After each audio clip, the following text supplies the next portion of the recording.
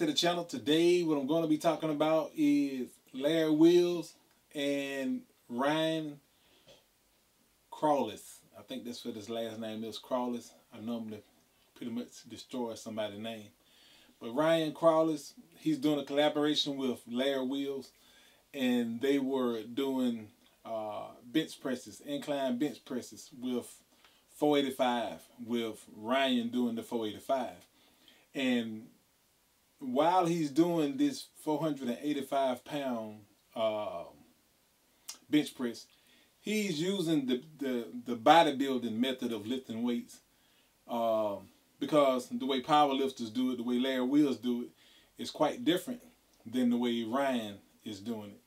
And Ryan is doing it what they call the guillotine bench press, whereas his shoulders are flared out straight like this. His shoulders are flared out, and by his shoulders being flared out like this, you're tending to put more emphasis on the chest pectoral muscles, and also you're putting an extreme amount of stress on your shoulder, which is why this particular incident occurred. The guy had a pec tear, and if you look at this video, right where the shoulder and the pec tie in it, you'll see this muscle snap loose.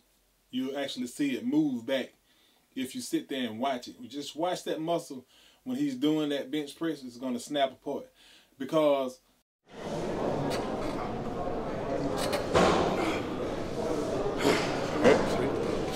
let's go. Yeah. Come on, stay with me. Stay with me. Yes. Let's go.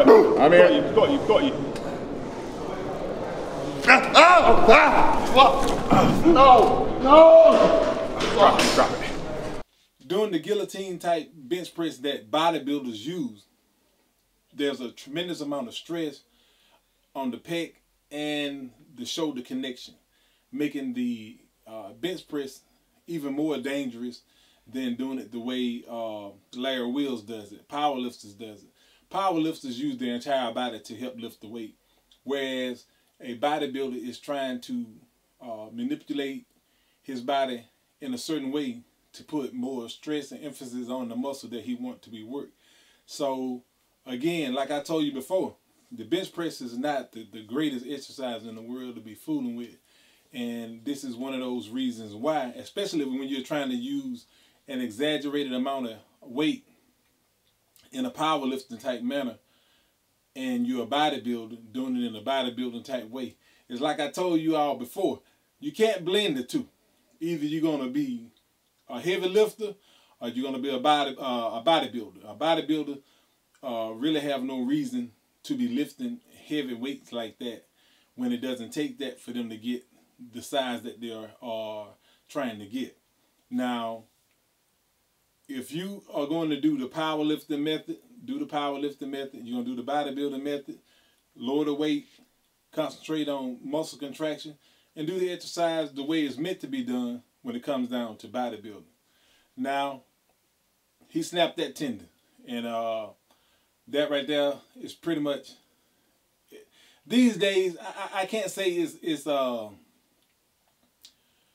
career-ending injury, even though they keep saying that it is, because of the amount of people that have had pec tears. You know, they've been able to come back from it. You know, the muscle doesn't quite look the way that it used to, but it's pretty close, and you can pretty much get away with it. Now, the thing about it is, again, Larry Wills started a GoFundMe account for this guy, and the GoFundMe amount of $25,000 have been raised, and I think the last time I looked at it, it was at $26,000. So they got the money that they need for the guy that had a surgery. Now, again, something that none of them ever talk to you about, and that's insurance. A great deal of these bodybuilders do not have insurance unless they have a job somewhere that is supplying them with insurance. Now, if they are not being supplied with insurance by an outside entity, most of them, they can't afford insurance. They don't have it. They don't have that kind of coverage. for bodybuilding. They just don't have insurance for that. And that's one of the sad parts about it. That's the reason why this guy is really, really blessed that Larry Wills is able to tap into a source of money to get him the surgery that he needs quickly. So the guy's already had the surgery and he's already recuperating from that surgery. But the thing about it is that the faster you can get to a doctor and get the surgery done, the better the outcome would be. Because that muscle, once it tears loose from the pec and from the bone, it shrivels up. And as long as it stays pulled back like that, it's very hard to get that muscle to relax totally in order for it to be stretched back and put back in the location where it was, where it came off the bone. And it's like I told you before, when you're taking all those pro athlete vitamins, your body grows in reverse. Rather than your tendons get strong first, the muscle does. A natural person, your tendon muscles are going to get stronger first. You're not going to even look like you are lifting weights. And then the muscle itself will start expanding and getting larger. That's how a natural person grows. When you're using professional vitamins, everything is in the reverse. The muscle grows first and the tendons are weaker.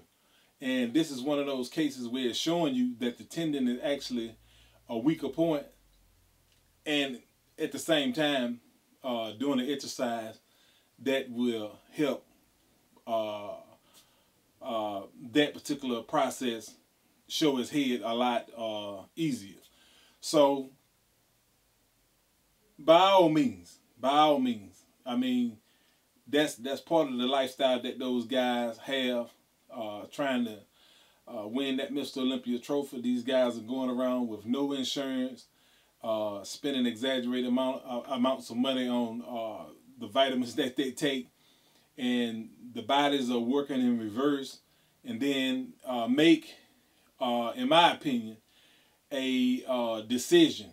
Him being a bodybuilder, he's making a decision to lift weights that he have no business trying to lift, if you ask me. And I think this guy is a pretty young guy. I think he's like 20-something years old, 21, 22 years old, somewhere up in there. And, you know, there's no telling how long he's been on the vitamins, and there's no telling how weak his actual tendon muscles are, which would continue to cause stuff like this to happen, especially if he's going to continue to use those heavy weights. That was a mouthful. It's hard to get all that out of there. But it's a sad thing, man. It's very sad that this guy had to go through that, but he was not the first. He won't be the last. As long as they are doing that guillotine type bench press and using exaggerated amounts of weight, you're going to tear some stuff up. And that's the reason why, because you're using the wrong exercise for the amount of weight that you're lifting. You know, if anything, he should be using a full body to lift the weight as Larry Wills does. Which is why Larry Wills is actually smaller than these guys, because he tends to do everything with a powerlifting type method, which is for strength. It's not really for bodybuilding. That's the reason why Larry Wills don't look as big as these guys are, because they're doing two different things. You can't blend the two. A lot of people, I didn't hear that Michael Herron, what he said, power bodybuilding. There's no such thing as power bodybuilding.